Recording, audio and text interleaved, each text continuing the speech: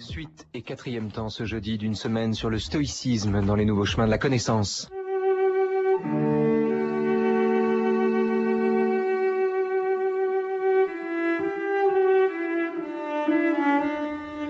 On ne peut pas faire de la philosophie une pratique tout en écrivant des livres pour le dire. Si la philosophie est une manière d'être avant d'être un discours sur l'être, alors le philosophe est un homme de parole plus qu'un homme de thèse. Mieux vaut être un bon vivant que le pur théoricien de la vie bonne. De fait, Épictète le stoïcien n'est, pas plus que Socrate ou Confucius, l'auteur des textes qui lui sont attribués, mais c'est son disciple Arien qui rassembla ses paroles dans un recueil qualifié à dessein de manuel, autrement dit ce qu'on a sous la main comme un poignard.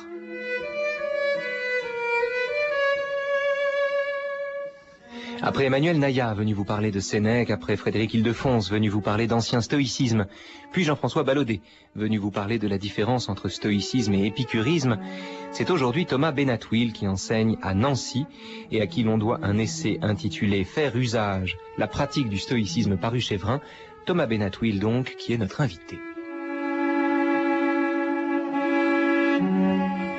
Un grand bonjour Thomas Benatouil. Bonjour. Bonjour, bienvenue sur France Culture, bienvenue au nouveau chemin de la connaissance. Merci. C'est d'Épictète l'esclave que nous allons parler aujourd'hui, puis peut-être de Marc Aurèle l'empereur, qui en un sens d'ailleurs était son disciple. Une première remarque d'ailleurs, c'est quand même très étonnant, le stoïcisme, cette philosophie qui peut être brandie autant par un esclave que par un empereur, et mieux d'ailleurs, par un empereur qui en un sens était le disciple de l'esclave. Oui, c'est vrai qu'au début de ses pensées, Marc Aurèle remercie un de ses maîtres de philosophie de lui avoir fait lire les textes d'Épictète. Donc, comme vous l'avez rappelé, il ne s'agit pas de textes écrits par Épictète lui-même, mais il s'agit sans doute des entretiens que Arien a mis par écrit et qui était le contenu des cours que donnait Épictète et auxquels Arien avait assisté. Et donc l'empereur se retrouve le disciple de l'esclave. C'est sans doute quelque chose qui est arrivé plusieurs fois dans l'Antiquité, qui n'est pas si originel que ça, mais dans le cas du stoïcisme, ce n'est pas un hasard, parce que le stoïcisme est vraiment la philosophie qui, dès sa naissance, vers 300 avant Jésus-Christ, a prétendu que on pouvait philosopher dans toutes les positions sociales, et contrairement par exemple à Platon, dont on se souvient que il associait assez étroitement l'acquisition de la philosophie avec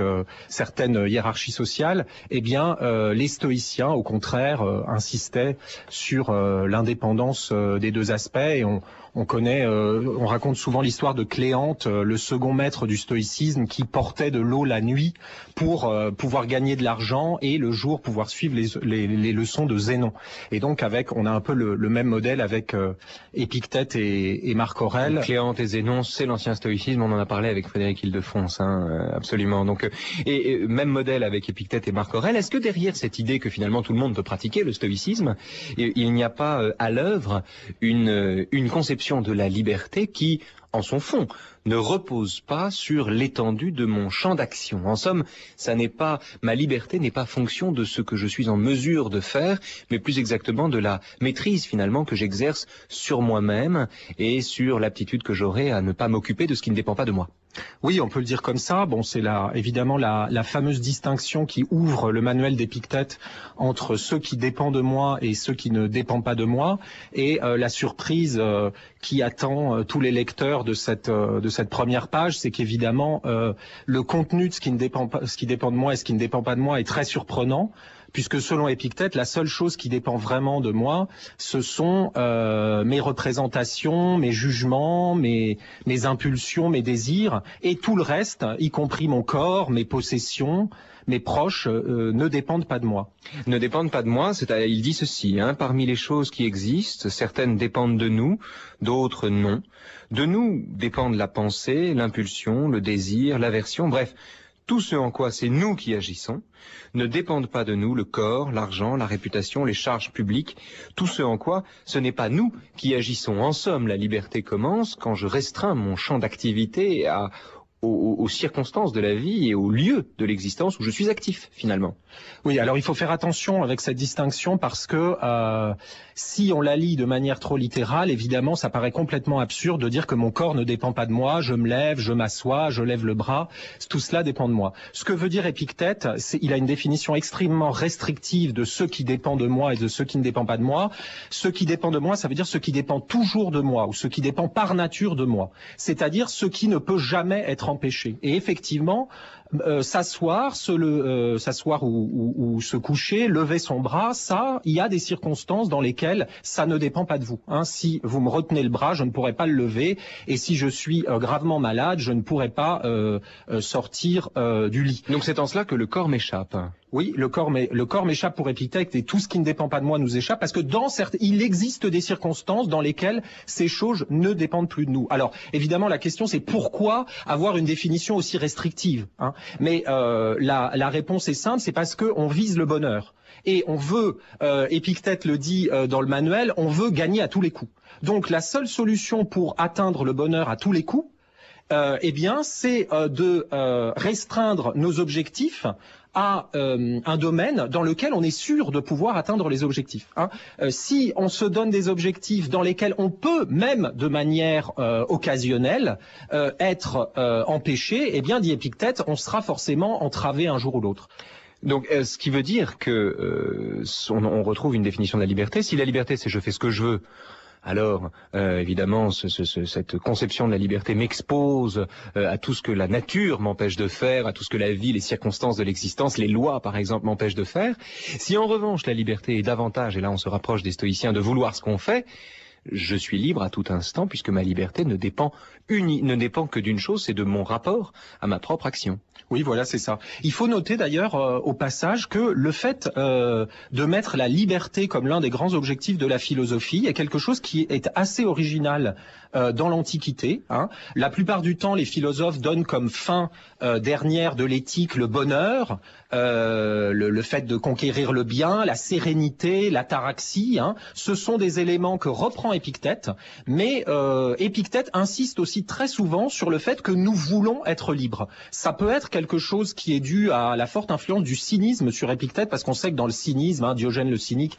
il y a une grande importance de la liberté, hein, le fait de ne pas être entravé par les lois, par les coutumes, de vivre de ne pas être impressionné par les puissants. Voilà, de vivre une vie à sa guise en quelque sorte, et qui se donne ses propres règles, y compris quand ce sont des règles scandaleuses par rapport aux règles communes. Et chez Épictète, je pense que c'est une de ses grandes originalités, hein, dans la philosophie antique. Il répète sans cesse, nous voulons être libres, comme si vraiment la liberté était une valeur en soi, une sorte d'équivalent du bonheur, ce qui n'est pas si évident chez les autres moralistes de l'Antiquité. Ce qui dépend de nous est libre naturellement, ne connaît ni obstacle ni entrave.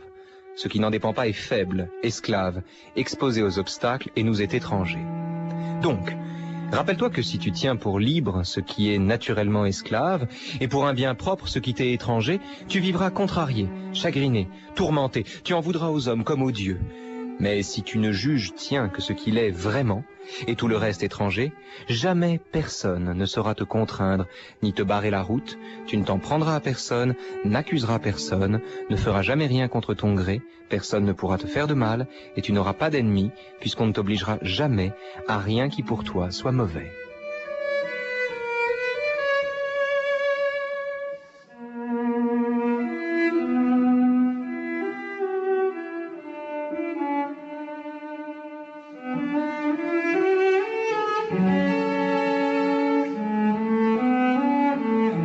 Thomas Benatouil est l'invité des Nouveaux Chemins de la Connaissance, une semaine que les Nouveaux Chemins de la Connaissance consacrent aux stoïciens. Les stoïciens, Thomas Benatouil d'ailleurs, qui sont de ces philosophes dont on peut dire, puisque c'est la mode aujourd'hui, et pour le coup peut-être qu'on peut le dire à bon droit, les stoïciens sont de ces philosophes qui ont l'ambition de faire en sorte que la philosophie permette de mieux vivre sa vie. Alors on dit ça aujourd'hui, oui, comment mieux vivre grâce à la philosophie. En ce qui me concerne, je ne suis pas convaincu que la philosophie aide à mieux vivre, sauf peut-être en ce qui concerne le stoïcisme, pour ce qui est du stoïcisme, qui a effectivement une efficacité pratique quasi immédiate, hein, et c'est sa vocation. Oui, c'est vrai que l'idée de la philosophie comme manière de vivre qui a été défendue et détaillé par Pierre Hadot vaut en particulier pour le stoïcisme impérial. Épictète et Marc Aurèle sont d'ailleurs parmi les auteurs sur lesquels Pierre Hadot a le plus travaillé. Et c'est vrai que ce sont des auteurs stoïciens qui se concentrent sur l'application de la philosophie à leur vie. Ou à la vie de leurs disciples, dans le cas d'Épictète. Et donc là, il y a vraiment une ambition pratique. Je ne sais pas s'il y a une efficacité, ça c'est à chacun de le juger, mais il y a vraiment une ambition pratique de la philosophie qui atteint sans doute son sommet dans l'Antiquité, peut-être dans toute l'histoire de la philosophie, parce que la philosophie, chez Épictète et chez Marc Aurèle, devient entièrement une pratique, une espèce d'exercice quotidien où il s'agit sans cesse de s'imprégner de représentations, comme dit Épictète, comme dit Marc Aurèle, puisque nos représentations nous font agir, si on arrive à s'imprégner des bonnes représentations, des représentations vraies de la réalité, eh bien, on agira bien. Et donc, tout le travail de la philosophie, c'est de nous faire, d'imprégner notre âme quotidiennement de ces représentations. Quand vous dites s'imprégner de représentations, le mot important ici, c'est s'imprégner. On sent bien d'ailleurs pourquoi Pierre Hadot est tellement sensible au stoïcisme, puisque le stoïcisme renvoie à la philosophie comme un exercice, comme une pratique, presque comme une méditation, comme quelque chose sur quoi il faut revenir, dont il faut donc s'imprégner, de sorte que la condition même de l'efficacité, c'est une incorporation des conseils qui sont prodigués dans le manuel, par exemple. Il s'agit de faire en sorte que Est-ce qu'on peut parler d'un intellectualisme stoïcien qui consisterait à formuler une série de conseils qu'il faudrait ensuite appliquer quoi qu'il en coûte à l'existence, ou au contraire d'une forme de méditation justement stoïcienne qui consisterait à mettre en œuvre lentement, patiemment, ce qui au départ ressemble à un précepte? Alors justement, le principe même du stoïcisme, on pourrait résumer comme ça, c'est qu'il n'y a pas d'opposition entre l'intellectualisme et la méditation, pour reprendre vos termes. C'est-à-dire que le stoïcisme est sans doute la philosophie la plus intellectualiste de l'Antiquité, voire de l'histoire. C'est ce que je pense qu'avec la pensée, on peut régler la vie. Exactement. C'est-à-dire que, comme dit Épictète, ce ne sont pas les choses qui te troublent, ce sont tes représentations des choses. Donc, si tu changes tes représentations, tu ne seras plus troublé. Donc, le principe, c'est de transformer nos jugements, de transformer nos représentations, et la théorie stoïcienne de l'âme, du fonctionnement du corps en lien avec l'âme, explique que la transformation des représentations transformera automatiquement nos désirs et donc nos actions. Donc de ce point de vue-là, c'est un intellectualisme qui durcit encore l'intellectualisme qu'on trouve chez Socrate, dans le Protagoras, dans le Gorgias. C'est-à-dire en fait, ou encore dans l'idée que nul n'est méchant volontairement, que la méchanceté c'est l'effet de notre ignorance et qu'en somme, il suffit du savoir pour dissiper le malin. Exactement, les stoïciens reprennent ce principe et le radicalisent même, parce que chez Socrate et chez Platon, on sent que ce principe, à certaines exceptions, n'est pas fermement établi. Chez les stoïciens, il est fermement établi. Si les stoïciens, pardonnez-moi juste un point quand même, si les stoïciens peuvent radicaliser ce principe, est-ce que ça ne tient pas justement au fait qu'il n'y a pas d'élection sociologique finalement de la pratique de la philosophie? C'est-à-dire que contrairement à Platon, la philosophie est à la portée de tout le monde, de sorte qu'on peut radicaliser cette position et non pas en faire le privilège en somme de ceux qui sont bien nés. Oui, alors, bon, après, toute la question, évidemment, c'est de savoir quel type de représentations vont nous permettre d'accéder au bonheur ou à aux bonnes actions. Et alors là, il y a une impression à dissiper, et c'est pour ça que je disais tout à l'heure, on dépasse l'opposition entre intellectualisme et méditation. Il y a toute une théorie, tout un système, et les stoïciens sont même les inventeurs de la notion philosophique de système. Ce sont eux les premiers qui ont dit que la philosophie était un système. Il y a tout un système à maîtriser, à apprendre et ensuite à maîtriser pour être heureux. Quand on dit qu'en changeant nos représentations, on va pouvoir bien agir, ça ne se fait pas en un claquement de doigts pour deux raisons. D'une part, parce que, comme vous l'avez dit tout à l'heure, il y a toute une méditation, un travail d'incorporation, d'imprégnation, et puis peut-être fait souvent la comparaison avec la digestion. Il dit à ses élèves, tu me recraches des choses comme si tu ne les avais même pas mâchées. Celui qui, par exemple, récite la philosophie en disant la vertu est le seul bien, le vice est le seul mal. Celui qui récite son Aristote. Voilà, là en l'occurrence c'était du Chrysippe, mais celui qui récite ses principes stoïciens, celui-là c'est comme s'il crachait des choses qu'il n'a même pas mâchées, qu'il n'a même pas digérées. Il y a tout un travail de digestion et je rappelle au passage Frédéric Ildefonse en a peut-être parlé mardi, que les stoïciens pensent que l'âme n'est pas quelque chose d'immatériel. Donc, quand les stoïciens font des comparaisons entre l'âme et le corps, ce sont des analogies, mais enfin des analogies qui sont en quelque sorte plus qu'une analogie, puisque l'âme, d'une certaine manière, elle digère un peu comme le corps, et quand on dit qu'elle s'imprègne d'eux-mêmes, hein, c'est qu'il y a une espèce d'imprégnation matérielle de l'âme par les idées, les représentations étant aussi des choses matérielles. De sorte que Descartes n'est pas seulement stoïcien quand il veut changer ses désirs plutôt que l'ordre du monde, mais également quand il pense à un lieu étrange, la glande pinéale, où l'âme et le corps finiraient par s'entendre. Il faut quand même comprendre cette singularité très profonde du stoïcisme, puisque à la fois il radicalise l'intellectualisme, dont on pourrait se dire, ben voilà, c'est une façon de régler le corps par l'esprit, donc de les opposer, de déclencher une sorte de guerre civile à l'intérieur d'un individu où l'esprit doit l'emporter. Et en même temps, cette radicalisation de l'intellectualisme n'est rendue possible que par une conception quasi, vous l'avez dit, corporelle ou digestive de l'âme. En sorte, s'ils peuvent radicaliser l'intellectualisme, c'est aussi parce que il n'y a plus de différence entre l'âme et le corps. Oui, alors bon, il faut effectivement, c'est vrai que la grande originalité du stoïcisme, c'est ça, c'est-à-dire que au lieu de penser l'accomplissement philosophique le plus radical comme quelque chose qui implique une sorte de fuite hors de la nature ou de rupture avec le corps, de transcendance par rapport à la matière, les stoïciens pensent l'accomplissement philosophique radical, la construction du système le plus parfait, le plus rigoureux et le plus cohérent, dans un contexte qu'on pourrait dire matérialiste, même si le terme techniquement n'est pas exact, qu'on pourrait dire corporaliste. Alors si on veut être précis à ce sujet, les stoïciens ne pensent pas que l'âme ne se distingue pas du corps. Ils pensent que l'âme est un corps d'un autre type que le corps. Hein. L'âme est un corps, on peut dire léger, un corps plus fin que le corps. Donc c'est le même type de matière, c'est le même type, ce n'est pas deux choses qui appartiennent à des ordres ontologiques différents, mais ce sont bien deux choses différentes. Hein. Et donc l'âme est dans le corps, mais elle obéit à des lois qui sont similaires à celles du corps, puisqu'elle est aussi un type de corps. Évidemment, elle a des propriétés un peu différentes. Souviens-toi que ce qui te cause du tort, dit Épictète, ce n'est pas qu'on t'insulte ou qu'on te frappe, mais l'opinion que tu as qu'on te fait du tort. Donc, si quelqu'un t'a mis en colère, sache que c'est ton propre jugement le responsable de ta colère. Essaye de ne pas céder à la violence de l'imagination, car une fois que tu auras examiné la chose, tu seras plus facilement maître de toi.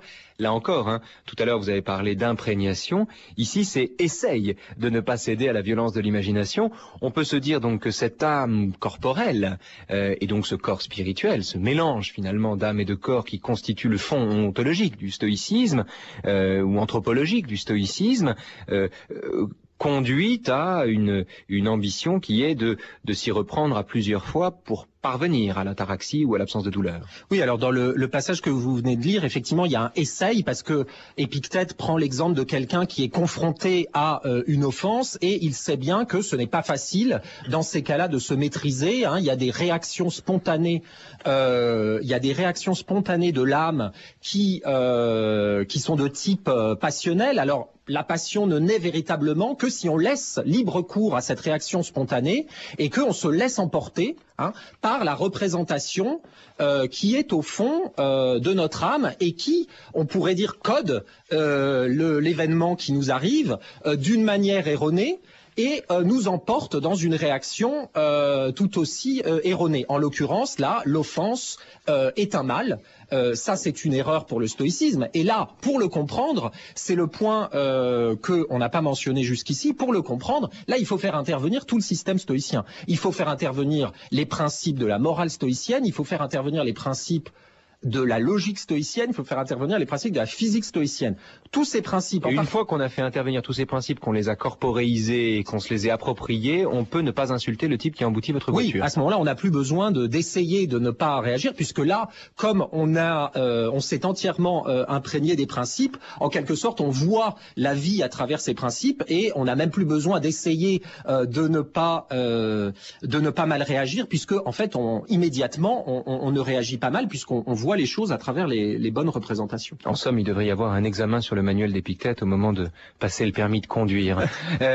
Justement, Épictète, ce qui est intéressant également avec les stoïciens, c'est qu'on l'a vu, Épictète et Marc Aurèle, l'esclave et l'empereur pratiquent la même philosophie. Ce qui est intéressant, c'est de voir comment les stoïciens, par le bel exemple de leur vie, conduisent et nous invitent précisément à faire comme eux sans que ce soit coercitif d'ailleurs. Alors Épictète était l'esclave, on l'a dit, de Épaphrodite, un affranchi de Néron, dont la tradition a fait un maître tout à fait cruel, et si cruel d'ailleurs qu'il lui aurait cassé la jambe, d'où le surnom d'Épictète le boiteux. Et alors l'histoire raconte que quand la jambe d'Épictète était coincée dans une machine infernale, Épictète s'est contenté de dire, son maître lui a dit, alors voilà, qui est donc le maître? Épictète lui dit, écoute, qu'est-ce qui va se passer? Le maître Épictète lui dit, mais ce qui va se passer, c'est que si tu tournes encore la machine, eh bien ma jambe va se briser, tout simplement, comme exemple de maîtrise, façon de ne pas être soumis à la douleur. Thomas Benatouil. Oui, ce qui est intéressant avec cet exemple, on dit que effectivement le maître d'Épictète, le battait ou en tout cas lui faisait souffrir à la jambe, et Épictète aurait dit attention, tu vas la casser. Et quand la jambe s'est finalement cassée, Épictète aurait dit tu vois, je t'avais prévenu, elle est cassée. Alors ce qui est très intéressant dans cet exemple, qu'il soit vrai ou faux, c'est que là on voit justement l'union entre l'éthique, la physique et la logique qui est caractéristique du stoïcisme, parce que vous voyez, que dit finalement, à quoi se résume l'attitude, l'état d'esprit d'Épictète au moment où il lui arrive cette chose? Il voit les consécutions physiques, naturelles. Il dit, si tu fais ça, tu vas me la casser. Et dans une sorte de vue extérieure à ce qui lui arrive, parce qu'il se maîtrise suffisamment, suppose-t-on, pour ne pas hurler de douleur, il prévient son bourreau. Mais la façon qu'il a de ne pas hurler de douleur, ça n'est pas de s'abstraire de sa douleur, c'est de s'incorporer finalement complètement à tout ce qui se passe. C'est de se vivre lui-même comme un rapport causal précédé par un geste et avec des conséquences. En somme, la façon qu'il a de ne pas souffrir, ça n'est pas d'avoir la tête ailleurs et le corps ici, c'est de comprendre de la tête et du cœur et du corps tout ce qui est en train d'arriver. Effectivement, il y a ce terme qui est très important chez Épictète, qui s'appelle la compréhension, parakouloutésis, et qui est un terme qui, on peut traduire aussi par conscience, mais enfin, c'est un terme qui est bâti sur l'idée sur le verbe akouloutein, qui veut dire suivre, qui veut dire découler d'eux. Et donc, il y a bien cette idée,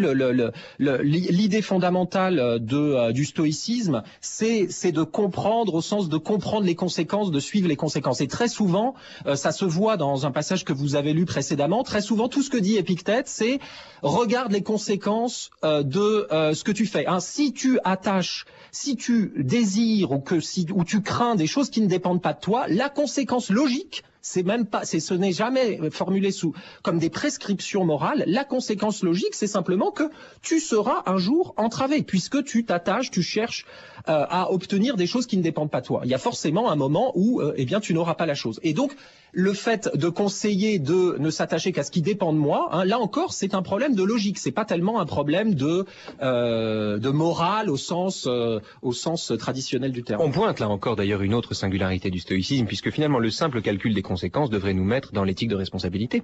C'est-à-dire finalement dans une forme de pragmatisme qui vaudrait qu'en vertu des conséquences, on modifiât nos principes. Or, chez les stoïciens, le calcul des conséquences, ce pragmatisme qui est le leur finalement, cette façon qu'ils ont de devancer les conséquences de leurs actes, s'accompagne et est précédé d'une intransigeance absolue sur les principes qui sont les leurs, de sorte qu'il y a à la fois l'éthique de conviction et l'éthique de responsabilité. Effectivement, la manière dont parfois Épictète le présente, c'est pas sûr que ce soit comme ça que le système ait été construit évidemment, mais la manière dont Épictète le présente parfois, c'est que le seul moyen de gagner à tous les coups, donc on se place dans une perspective pragmatique, le seul moyen de gagner à tous les coups, comme dit Épictète, c'est de n'entrer que dans un jeu où tu es sûr de gagner.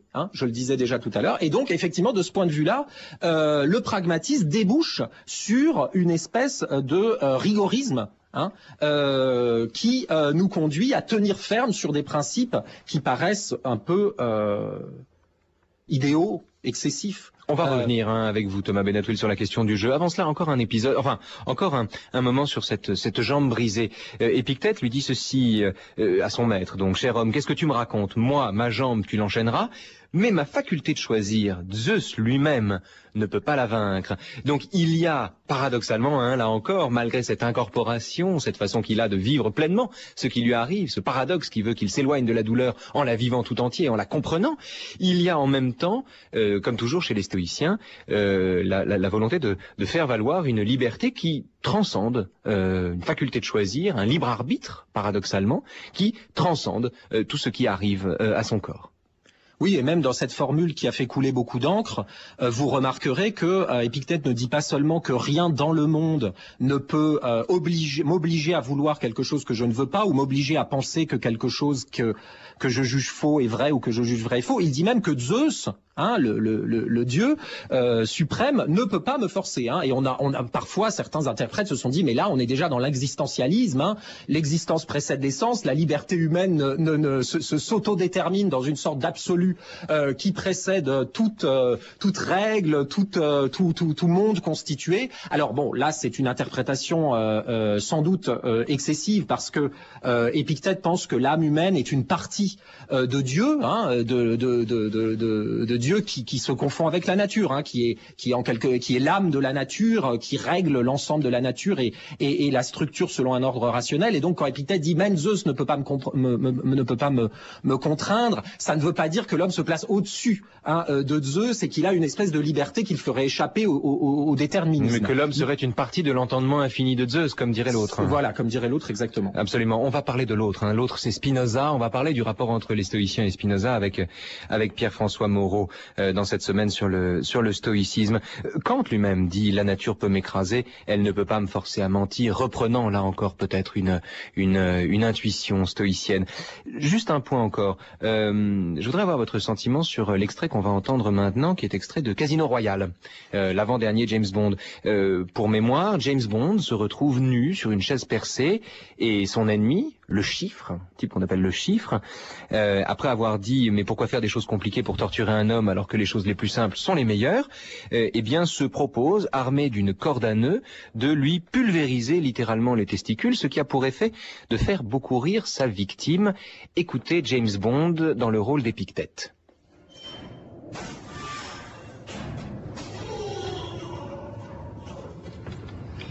Entre nous, je n'ai jamais compris tous ces supplices élaborés. Il n'est rien de plus aisé que de faire souffrir un homme jusqu'au point de non-retour. Et bien sûr, à la douleur subite s'ajoute le fait que l'on sait que si on ne se soumet pas assez vite, on ne sera peut-être même plus identifiable en tant qu'homme. Une seule question demeure. Vous soumettrez-vous? Attends. Je veux l'argent.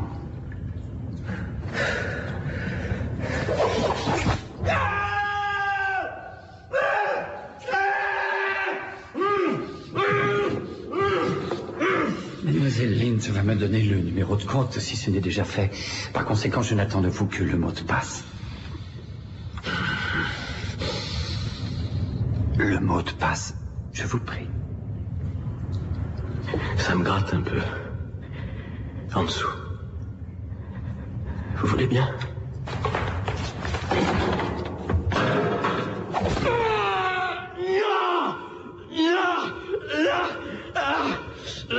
Sur la droite!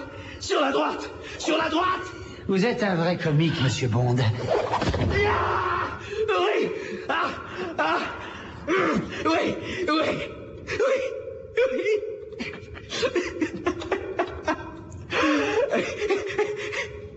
Maintenant, le monde entier saura que c'est en me grattant les couilles que vous êtes mort. Je vous demande pardon. Je suis mort. Je suis mort.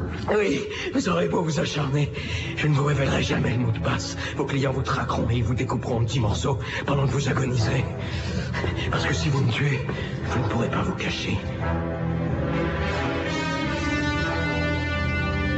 Voilà Voilà, du stoïcisme appliqué à la vie pratique, hein. C'est très utile en l'occurrence, hein. James Bond s'en sort grâce à ça. Thomas Benatouil, qu'est-ce que ça vous inspire, ça? Écoutez, il y a une grosse différence entre Épictète et Marc Aurèle, c'est que Marc Aurèle n'a pas le droit de tuer. Donc, il ne peut pas... Marc Aurèle, vous voulez dire... Pardon, Épictète.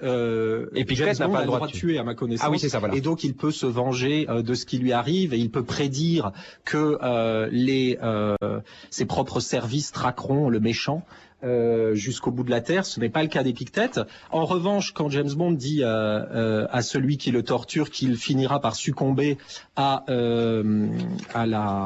ses propres alliés, là, on reconnaît cette idée qu'on trouve déjà chez Platon et qu'on trouve aussi chez les stoïciens, à savoir que la concorde n'existe que dans la vertu et que donc ceux qui ont des fins illégitimes, qui cherchent à s'allier au service du vice, au service de leur propre passion, en fait, finissent très vite par se retourner les uns contre les autres. Et là, on pourrait interpréter ça comme cette espèce de connaissance des consécutions naturelles qui fait qu'on prévoit ce qui va arriver, et qu'on peut dès le début savoir que une action n'atteindra pas ses conséquences et donc ne pas s'y engager. La dernière chose amusante, c'est que par rapport à James Bond, il y a des textes très intéressants d'Épictète dans lesquels il dit que le philosophe, en particulier le philosophe cynique, est, alors le terme ce n'est pas l'espion, mais c'est l'avant-garde de l'humanité, c'est-à-dire ce soldat qui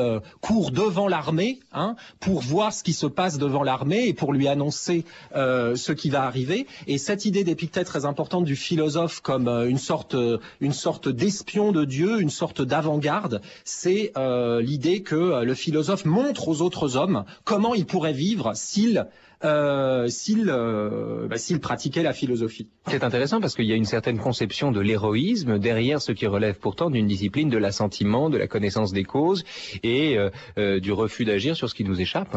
Oui, alors il faut beaucoup d'héroïsme en somme pour limiter le monde ou pour limiter mon activité à ce sur quoi j'ai une prise. Oui, on sait que Héraclès, Ulysse sont des grands héros stoïciens, mais évidemment ce sont un Héraclès et un Ulysse réinterprétés par le stoïcisme et dont les aventures et les entreprises prennent un sens différent de celui qu'ils avaient dans... Que tu joues dans une pièce qu'a choisi le metteur en scène. Courte s'il l'a voulu courte, longue s'il l'a voulu longue. S'il te fait jouer le rôle d'un mendiant, joue-le de ton mieux. Et fais de même que tu joues un boiteux, un homme d'État ou un simple particulier. Le choix du rôle est l'affaire d'un autre. Que signifie chez les stoïciens cette métaphore filée du monde comme une pièce de théâtre? Le monde comme pièce de théâtre, ça n'est pas une invention de Shakespeare, c'est d'abord une invention des stoïciens, et puis de Plotin d'ailleurs. Pourquoi faut-il... de quoi peut-on déduire finalement l'interprétation du monde comme une scène de théâtre? Alors la première chose importante, effectivement, c'est l'idée qu'on nous assigne des rôles. Donc dans notre vie, il y a un certain nombre de choses qui sont des matières, comme dit souvent Épictète, que nous ne choisissons pas. Un peu comme quand un acteur se voit assigner un rôle, il ne décide pas de ce qu'il dit, c'est l'auteur de la pièce qui décide de ce qu'il dit. Toutes les conditions de ce qu'il va faire lui sont prescrites de l'extérieur. Pareil pour nous. Et on retrouve ce que vous disiez au début, l'un est né esclave, l'autre est né empereur, l'autre est né commerçant, tout cela nous ne le choisissons pas. Et quelle est notre tâche à nous alors? Eh bien notre tâche, c'est de jouer au mieux le rôle qu'on nous a assigné. Mais comment est-ce qu'ils peuvent faire valoir dans ces conditions la transcendance du libre arbitre? On l'a vu tout à l'heure. L'idée que la nature peut m'écraser, elle pourra pas me contraindre à mentir ou à penser autre chose que ce que je pense. L'idée qu'en somme il y a une transcendance de la volonté. Si mon rôle c'est d'accomplir finalement ce qui a été écrit pour moi, où est le libre arbitre, où est la liberté là-dedans? Je reprends le terme que je donnais tout à l'heure, ce sont les matières qui me sont données. Et comme dit Épictète, les matières sont indifférentes, mais l'usage qu'on en fait n'est pas indifférent. Donc, justement, la métaphore théâtrale, qui est très importante dans tout le stoïcisme dès ses débuts et qui se transforme pour exprimer différentes idées, différentes conceptions de la morale, la métaphore théâtrale permet de distinguer justement entre les matières et l'usage. Il faut penser à ce moment-là la morale comme une sorte de style. Qu'est-ce qui distingue un acteur d'un autre? Qu'est-ce qui distingue un bon d'un mauvais acteur? D'une certaine manière, ils ont le même costume, ils ont le même décor autour d'eux, ils disent les mêmes mots.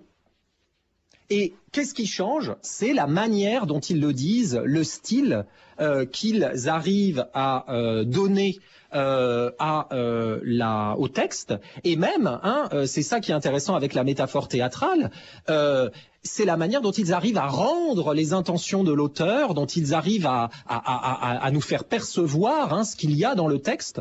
Et donc c'est ça finalement le sage, c'est celui qui interprète correctement le rôle que lui a assigné Dieu et qui, par cette interprétation réussie finalement, collabore activement avec le grand metteur en scène, le metteur en scène divin, et collabore activement à la pièce de théâtre du monde. Mais se pose alors un problème qu'on retrouve au XVIIe siècle avec les grandes théodicées, notamment celle de Leibniz, et finalement l'idée que quelle liberté reste-t-il à l'homme si Dieu a voulu le meilleur des mondes possibles. Il y a chez les stoïciens l'idée d'une providence bienveillante qui ordonne le tout et en vertu de laquelle il s'agit de se comporter justement pour être vertueux.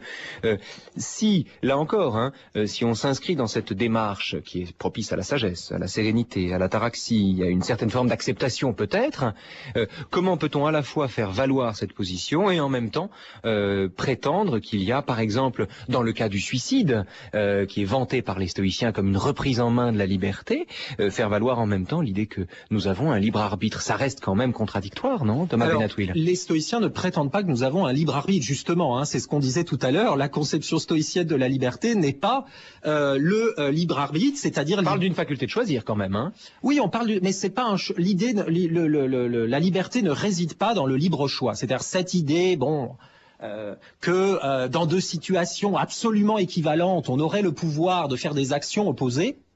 C'est finalement ça le libre arbitre, n'est jamais présenté par les stoïciens comme le propre de l'homme, parce que de toute façon, pour les stoïciens, dès Chrysippe, il y a cette idée que comme chez Aristote d'ailleurs, on est déterminé par notre histoire, on est déterminé par notre caractère, et donc si on a fait une série d'actes qui ont développé en nous certaines dispositions, après il leur paraît normal qu'on soit déterminé à agir d'une certaine manière. On n'est pas déterminé à agir de l'extérieur. Rien d'extérieur ne nous détermine à agir, même quand je vous torture, je ne peux pas vous forcer à faire quelque chose. En revanche, on est déterminé par nos propres dispositions. Et si on a laissé libre cours à des actions qui ont forgé en nous des dispositions qui ont fini par nous rendre mauvais, voilà, les choses sont ainsi. Les choses sont ainsi, mais alors est-ce que dans le stoïcisme, il y a toujours la possibilité de prendre l'existence à rebours finalement et de contrarier ces déterminations? Est-ce que paradoxalement la marge de liberté qui est laissée à l'homme malgré ses déterminations ou à l'intérieur de ses déterminations permet de penser à la fois une nécessité qui est à l'œuvre dans le monde et ma liberté comme une façon d'adhérer à cette nécessité, et en même temps la possibilité pour moi au terme d'une pratique, d'un exercice, d'une méditation, de revenir sur ce qui me détermine pour affirmer une liberté qui me détache de mes déterminations natives? Alors ça, c'est effectivement un grand problème dont on voit bien la formulation, par exemple, dans toute la question du rapport à autrui chez Épictète et Marc Aurèle. Marc Aurèle et Épictète soulignent évidemment que autrui est souvent un obstacle à mes propres actions et nous invite justement, répète, que autrui ne dépend pas de moi, qu'il ne faut pas que je cherche à obtenir d'autrui ce que je veux, que je cherche, j'espère qu'autrui, par exemple, des proches que j'aime soient toujours près de moi, parce que ça, évidemment, je ne peux pas le maîtriser et j'en serai peiné le jour où ils ne seront plus là.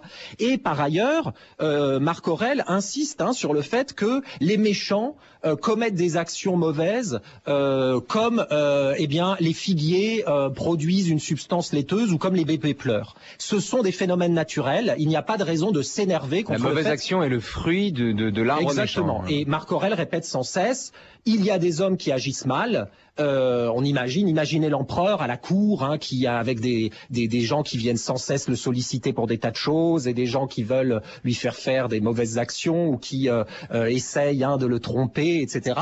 Marc Aurèle se dit sans cesse: ce sont des choses naturelles, ça ne sert à rien de s'énerver contre ceux qui agissent mal. Et en même temps, il y a une possibilité de changer les choses qui est d'instruire autrui. Et là, on retombe sur l'intellectualisme. La seule marge de manœuvre qu'on a, c'est d'instruire autrui. Vous avez un texte intéressant de Musonius Rufus, qui est un stoïcien un peu oublié, mais qui est le maître d'Épictète. C'était un chevalier romain qui a joué un rôle politique et qui a laissé certaines diatribes, sans doute, là encore, prises en note par un de ses élèves. Et Musonius Rufus pose ce problème très intéressant qui est que dire à un jeune homme dont le père refuse qu'il fasse de la philosophie?